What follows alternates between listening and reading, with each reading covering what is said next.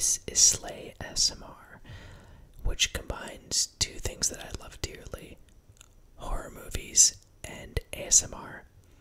The way this is going to work is that every week I'm going to talk about a different horror movie that I love. Now, these won't necessarily be reviews, they're just going to be kind of my rambling thoughts on the movie and maybe my personal recollections about watching the movie and what it means to me, and maybe how that's changed or stayed the same throughout the years. In case you can't tell by all the stuff behind me, I'm a huge fan of horror in general, whether it's novels, movies, whatever. I love it as a genre. It's very comforting to me. It's always been very comforting to me, from me being a kid all the way up until now, and even during these really weird times we're living in, it's been really comforting to me. And I don't really know why. I mean, I could analyze it, I guess off the top of my head. I think maybe during something like a pandemic, for instance, you watch the Friday the 13th movies, or the Halloween movies, or the Nightmare on Elm Street movies, or whatever they are, and maybe it makes your problems seem not as bad. I don't know. A pandemic is pretty bad, obviously, but I don't know, would I rather be dealing with this or being chased through the woods by a chainsaw-wielding maniac? I don't know. I don't know what the answer is, but I think when you see scary movies and the people are experiencing something that you probably won't ever have to experience, maybe there's some kind of relief in that. Take Gremlins, for instance. I love the movie Gremlins, but I am fairly certain that my dad will never, for Christmas, give me a little furry creature that is going to get wet and spawn a bunch of other little furry creatures, but who aren't as nice as him. And then those creatures are going to eat fried chicken after midnight and go into cocoons and metamorphosize into these horrible green little monsters and start killing people. Like, I don't think I will ever have to go through that. So maybe there's some kind of comfort in the escapism of that, and I think that applies to most scary movies. And also, too, I just grew up watching them, so I associate them a lot with childhood and feeling secure and just hanging out with my family. The first scary movie I can remember seeing in full is a movie called Nightbreed by Clive Barker. If you've seen Nightbreed, let me know in the comments. And at the time, he kind of described wanting to make the Star Wars of monster movies. There's a ton of monsters in Nightbreed, lots of great special effects, and he really creates this whole other universe full of monsters, and I love that as a little kid. However, I saw it when I was 6 years old, and the way I was able to see it was my dad made like a special copy for me, because the real movie is full of really pretty gruesome violence and a lot of nudity also. And so he made a tape that pretty much just had the monster parts and had some violence on it, but not the really scary stuff. And it took out all the nudity, so it was like safe for a 6-year-old to watch. I think that was the first horror movie I can remember seeing in full.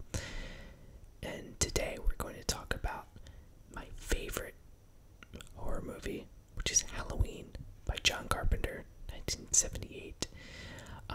I actually have a couple podcasts with some friends where we break down different movies and books. We have one called The Losers Club, a Stephen King podcast, where we go through the work of Stephen King in order.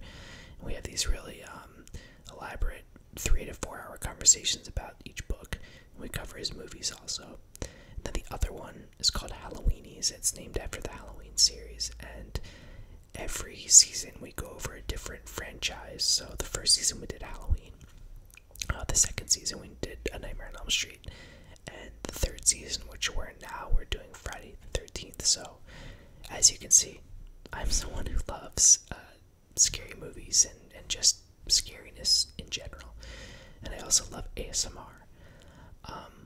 When I was a kid, and I think everyone who's into ASMR has some kind of story like this, but there were certain teachers of mine whose voices would make me fall asleep, and not because they were boring or I wasn't interested in the material, but because their voices just had a quality about them, a softness about them, that really relaxed me.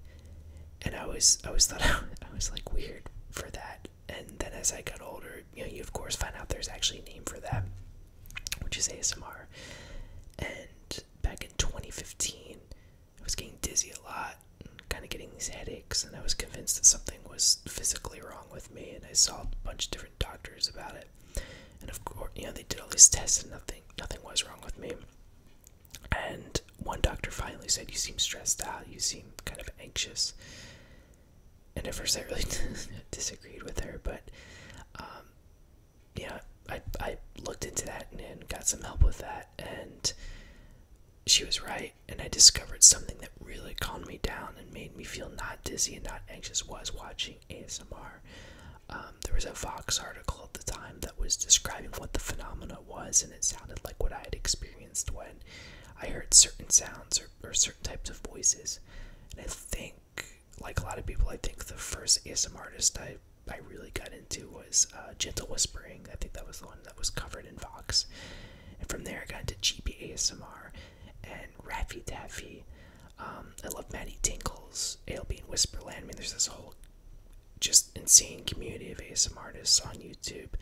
And part of what I love about it is how different they all are. Not every ASMR video works for me, just like I'm sure not every ASMR video works for you either. And I'm sure this will apply to my channel as well. What I'm doing is pretty specific, and some people may not want to hear about scary movies that might not be comforting to them. And I totally get that. But yeah, I just love how diverse ASMR is in general, and I love that there's a name for it these days. And I'm really excited to embark on this and just talk about some scary movies with you all. If you do want to hear in-depth reviews of these movies, definitely check out the podcasts. I mentioned the Losers Club and Halloweenies. I'll put that all in the description below. Anyway, that's enough preamble. I think, what are we at, like 6-7 minutes of preamble?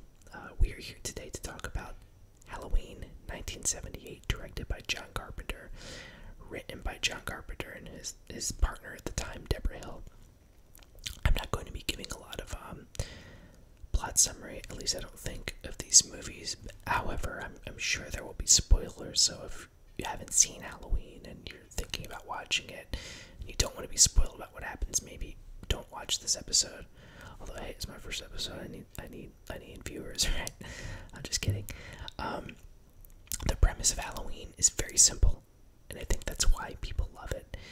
It is about a boy named Michael Myers who, at 6 years old, kills his 16-year-old sister on Halloween night, and then gets put away in a mental institution because of it. When he's 21, they're moving him because he's going to go in front of a judge for a court appearance, and he manages to escape. And so he makes his way back to his hometown of Haddonfield, Illinois, to kill more people, including Laurie Strode, who is a babysitter, and one of the first, I guess, final girls, who's played by Jamie Lee Curtis. And I actually have these little figures behind me of Michael Myers and Laurie Strode. There's that way is Laurie, I don't know if you can see her, and the other way is Michael Myers. Quick side note, I just finished grad school at UT Austin for playwriting back in May, and my wife made me this really, really awesome video of a bunch of my friends just telling me congratulations and wishing me well and all that stuff. And some of them sang songs, and some of them just said words of kindness. But our friends Mike and Ashley actually made these claymation Halloween figures of Michael Myers and Laurie Strode that animated, and it kind of ended the video. Michael Myers also has a little graduation cap that my friend made. I didn't want to have that on here just because you all would probably be wondering why Michael Myers was wearing a graduation cap, although I just told you, so maybe it wouldn't have been weird. Anyway, yeah, I have a lot of Halloween merchandise, so, but these two are probably my favorites just because they were made by friends, and to see them animated in claymation was so cool. So yeah, the movie is pretty much Michael Myers stalking these teenagers around town, and obviously eventually killing most of them except for Laurie Strode. What really scares me about Halloween, and a lot of people, like I said, is that simplicity. The town, Haddonfield, Illinois, looks like any suburb across America. So when you're watching it, you really can't imagine that this is where you live. This is taking place in the town you're in. When I first saw it, I was living in a town called Newport Richey, Florida. I was 12 years old. That's mostly where I grew up.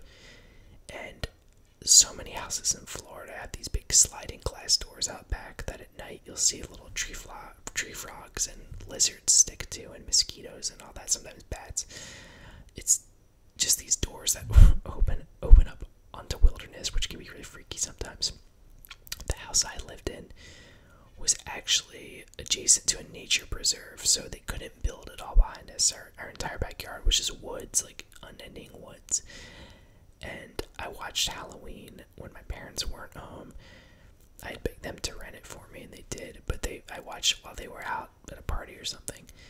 And I'm watching it in this room with this glass view out onto the woods, which is scary enough, right? But the thing is, if you look at Michael Myers' mask, which you can see, this way, you can see Michael Myers' mask right there, even on this little figurine. It's just this blank white slate. There's not a lot of detail to it.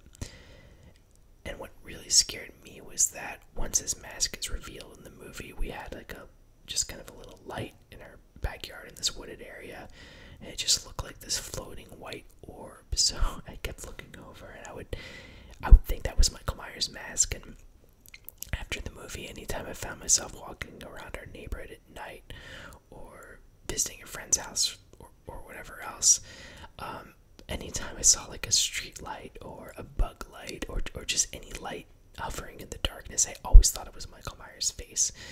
And that's what makes that mask scary to me. A lot of people think that the mask is scary because it's blank, so you can project whatever you want onto it. So if you're afraid of bees, you might imagine the mask being full of bees. Or if you're afraid of clowns, maybe you imagine it morphing into a clown mask. When Michael Myers is a little kid, he actually does dress like a clown. But I've never felt that way about the mask. For me, the mask in and of itself is scary. I don't need to imagine it as anything else or project my own fears onto it. Just this sort of humanoid looking blank white face is just scary. It looks freaky to me.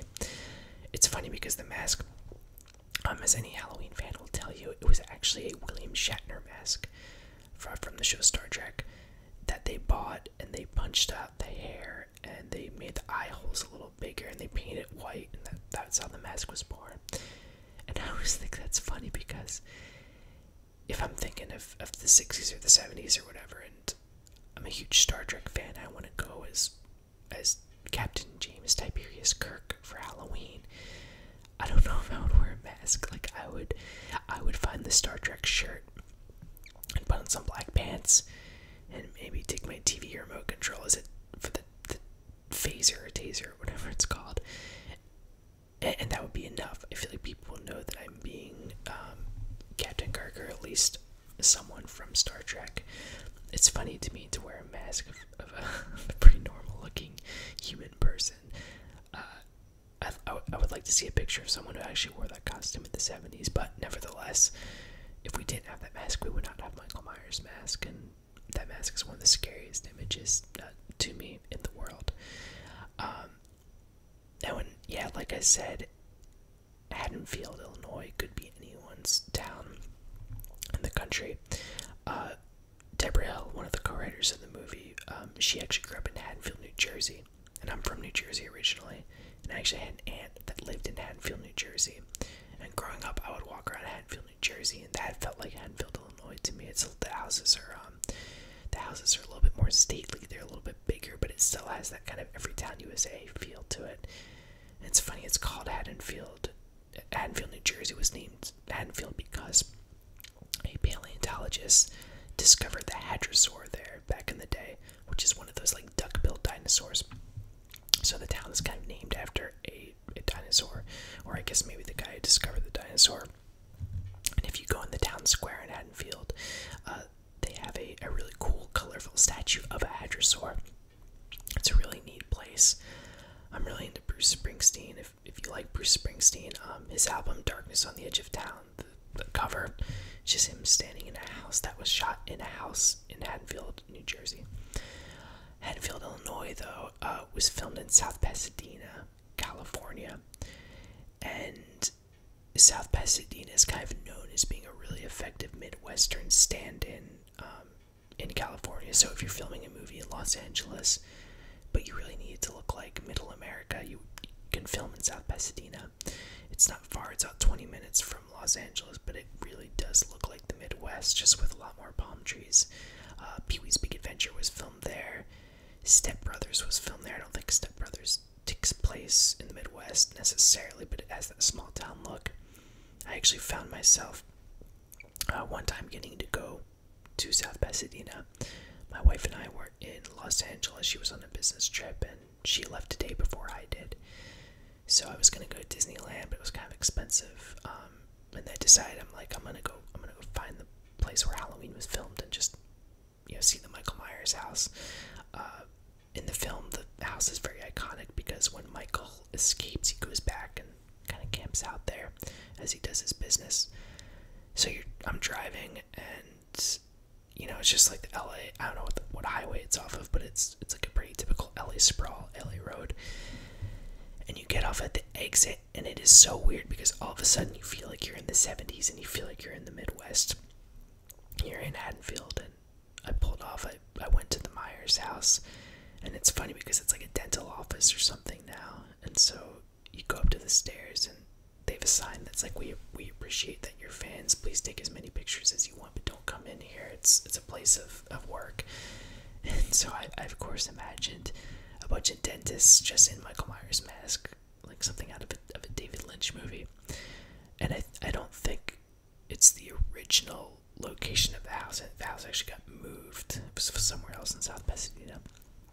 But after I was done at the Myers house, I decided to get a bite to eat. There was an Indian restaurant right across the street, so I went to it.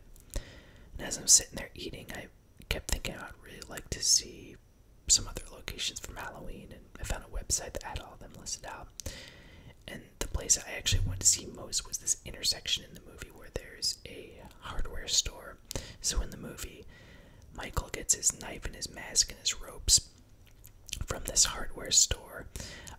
He breaks into it, and afterwards the sheriff of the town and his psychiatrist, Dr. Loomis, who's kind of hunting Michael the whole movie, they're investigating, and the doctor's waiting to talk to the sheriff. And as he's waiting out front, you see a station wagon pull out and then go right behind him, just kind of really calmly go across the screen. Of course, it's Michael. He's stolen the doctor's car. It's my favorite shot of the movie because Halloween is scary not for jump scares. It almost like predated jump scares. It's scary because of everything in the background. Michael Myers is always on the edge of the camera. The periphery, the cinematographer Dean Cundy, he also did Jurassic Park eventually. He just makes really good use of everything behind the characters, what they don't see. John Carpenter, I think, once described it as the type of terror. It's a bomb under the table. It's not someone jumping out at you. I mean, there's one or two moments like that, but it's really just the audience knowing what's in the background and where the danger is, and then the characters don't. So anyway, that shot is in front of the hardware store. It's my favorite shot of the movie, and I'm looking for the address of this place, and I can't find it. The map on my phone is just kind of taking me in like a circle. And I realized the hardware store is this Indian restaurant that I'm sitting in. I don't think it was an Indian restaurant back then, but it's the same address that was used for this storefront. And I get really excited and freaked out, and I look outside, and I see the train tracks from the movie, and I'm suddenly realizing, like, oh, I'm in this intersection right now. So that was really cool. And then another neat thing about South Pasadena in regards to Halloween is that all the filming locations are pretty close together. If you walk down this street called Meridian, you'll hit this a hedge that Michael Myers steps out of in the movie. It's a pretty famous scene. The babysitters are walking home, and Michael Myers very calmly steps out from behind a hedge and watches them. That hedge is still there, and I guess apparently fans will dress up as him and wait behind the hedge and scare people sometimes, which I don't know how I feel about that, but it's there. It looks just like it did in the movie. If you go to Laurie Strode's house, played by Jamie Lee Curtis, if you go to her character's house, the people who live there have really embraced erased it as being a part of Hollywood history. So if you walk up the porch, you'll see pictures of her from the movie, and they always have pumpkins out no matter what month it is. So it's really cool. I recommend anyone who loves Halloween like I do to go to South Pasadena, make a pilgrimage there, if you will, and walk around and just explore a little bit. Something else I think of in the movie, I'm just thinking about the Michael Myers mask again. So I actually have a Michael Myers mask that I had to buy for a costume once, and my wife will actually like wear it and scare me. Like, I'll just be sitting in the living room and she'll put it on and silently come and stand in the doorway, and it always freaks me out. And I always get really mad at her, and I'll bet I can't believe you would do that to me. That's horrible. Why would you scare me like that? And then once I've calmed down a bit, I'll be like, yeah, you should do that again. That's really funny. Like don't ever stop scaring me. Don't ever stop doing that. Our old house in Austin, it was laid out kind of strange. So the bathroom actually bordered the laundry room. So there's this little window in the laundry room that actually looked in on the shower, which is funny because one of the scenes in the movie, Michael traps a character in the laundry room and just kind of stares at her.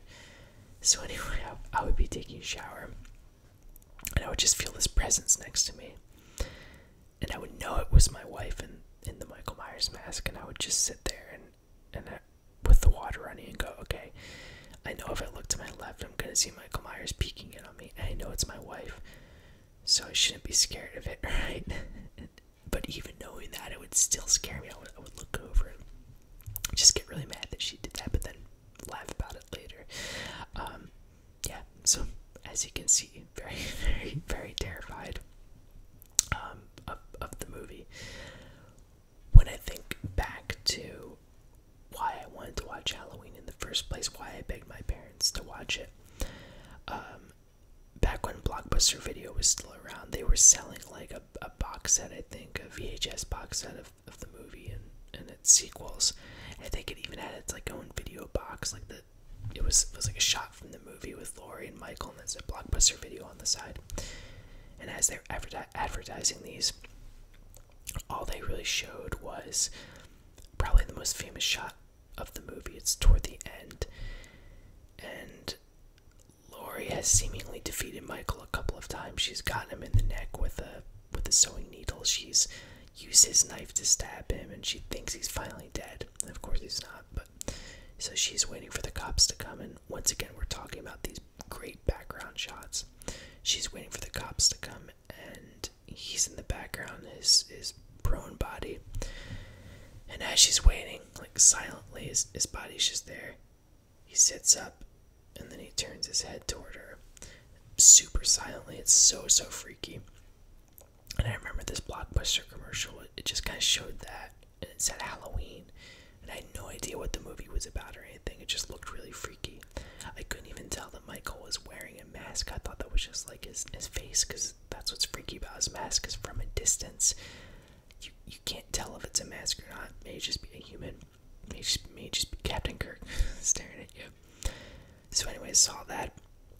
And the other thing is that shot is kind of blurry, so I didn't know the context or where they were supposed to be. They're just in a bedroom, but watching it, I thought it was like Frankenstein's Laboratory or something, so I didn't know if it was a monster movie or just a serial killer movie or what. Anyway, I watched that, and I started asking my dad about this movie Halloween and what it was about, and he told me, and it sounded really intriguing to me. And then I kept thinking about the scary movies I knew about, like Nightmare on Elm Street and Hellraiser, and these films, even Gremlins, these films with these more fantastical kind of villains. And then, but for Michael Myers, it was just a guy in a mask with a knife, so that seemed weird to me. Like, how could he actually be that threatening, right? It's just one person. It seems like he would be pretty easy to get away from.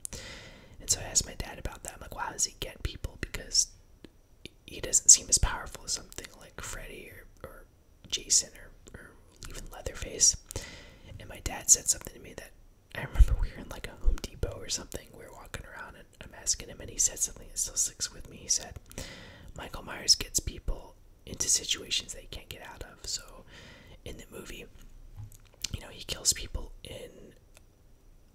when he's in the backseat of a car, or when he's waiting in a kitchen pantry for them almost gets them in these kind of claustrophobic situations that by the time they realize what's going on, it's too late. So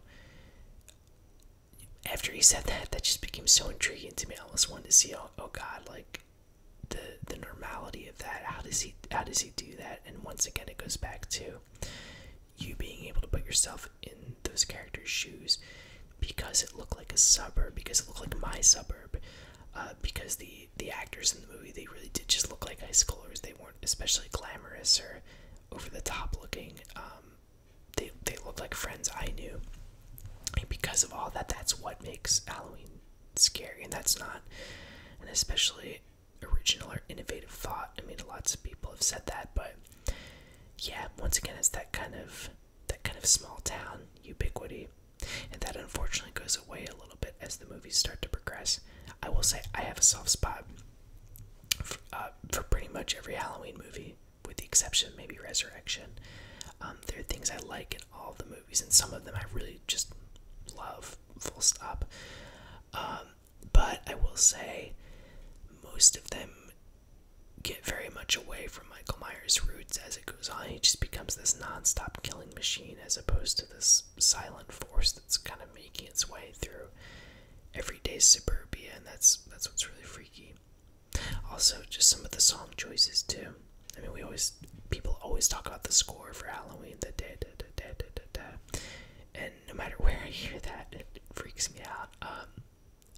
We lived in Chicago for a long time, and our apartment was right next to a Catholic middle school or something.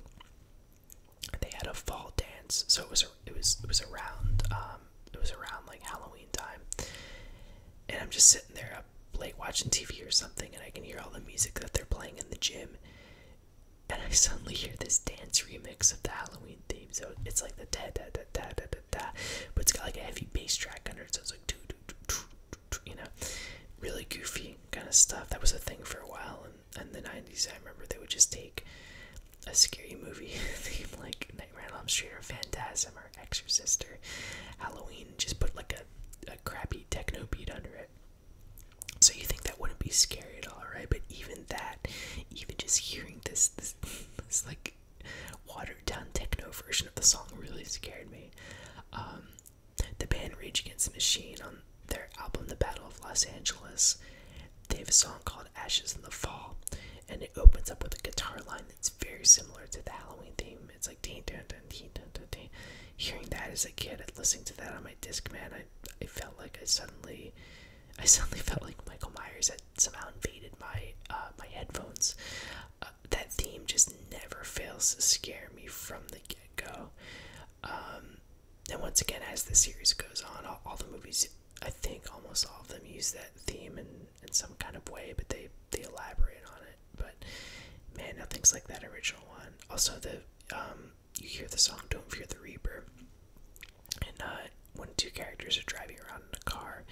So I'll always associate that song with this movie, or the miniseries adaptation of Stephen King's The Stand that uses that song to really good effect in the beginning also.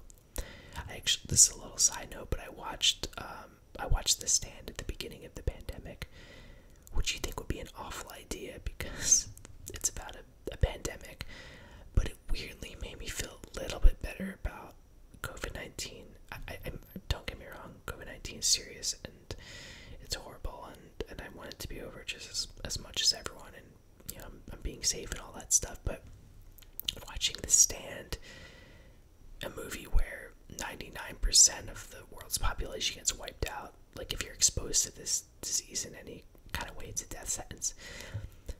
It's funny because that keeps getting compared to the coronavirus, or like we're living in a Stephen King novel or something. But watching The Stand actually reminded me, oh no, the disease in The Stand is way, way worse.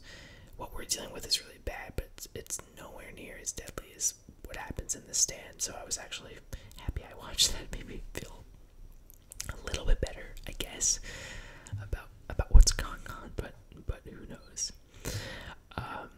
But yeah, it's just funny sometimes what seeing a song or a certain image in a certain movie can do the rest of your life. Like that song, Don't Fear the Reaper. I will never not think of the movie Halloween or The Stand, rest of my life.